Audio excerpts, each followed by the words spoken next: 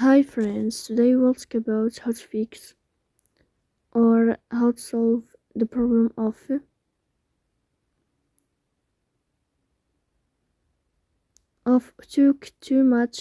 took too much space on the application of X-Twitter. We go to settings.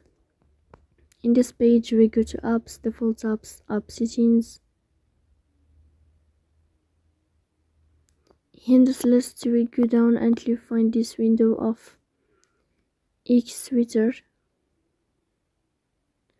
Here in this page of app info, you will click on first stop and you will click OK.